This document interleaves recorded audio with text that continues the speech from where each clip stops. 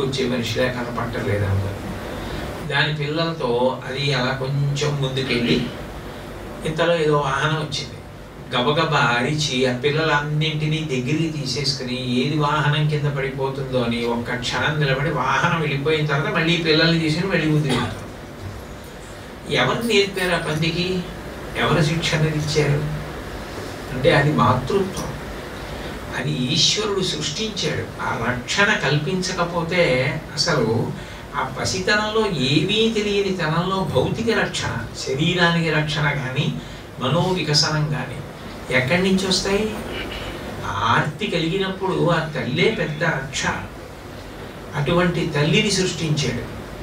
మరి కొంతకాలం అయిపోయిన తర్వాత నమ శంకరాయ చ శంకరోతీతి శంకర, సుఖములను శుభములను చెయ్యడమే తన కర్తవ్యం అన్నట్లుగా తను ఎంత త్యాగం చేసైనా సరే, తను ఎంత కష్టపడి సంపాదించిన ధనమైనా సరే బిడ్డల యొక్క అభివృద్ధి కొరకు వెచ్చించి బిడ్డల వృద్ధిలోకి వచ్చేటట్టు చూడగలిగినటువంటి తండ్రి.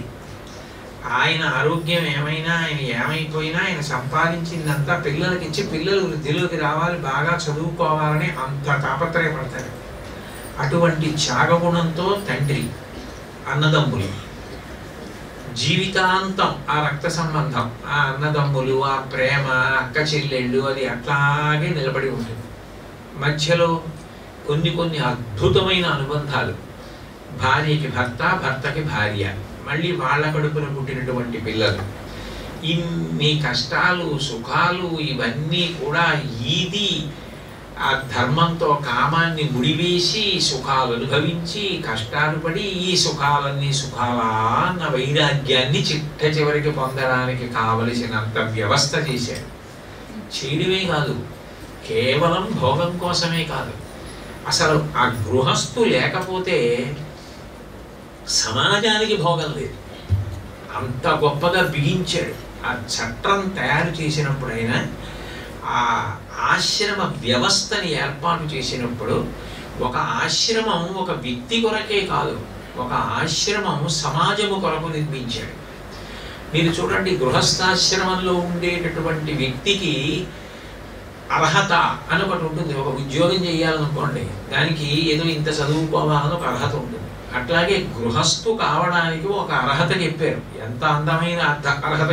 ధర్మ కామార్థములను ఆచరించుచు అతిథి దేవార్చనలను క్షమను దయయు కలిగిన జనుడు పాత్రుడకు గృహస్థాశ్రమమునకు అనర్హుడు.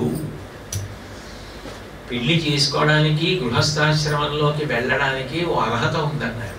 ఏమిటి అర్హత అంటే ఆశ్రయించుచు ధర్మ కామ అర్థములను, ధర్మము చేత నా అర్థకామములను ముడివేసుకోవాలి సుమా అనేటటువంటి జ్ఞానమును కలిగిన వాడై, ఇందుకొరకు నేను గృహస్థాశ్రమంలోకి వెడుతున్నానని అవగాహన కలిగిన వాడై ఉండాలి.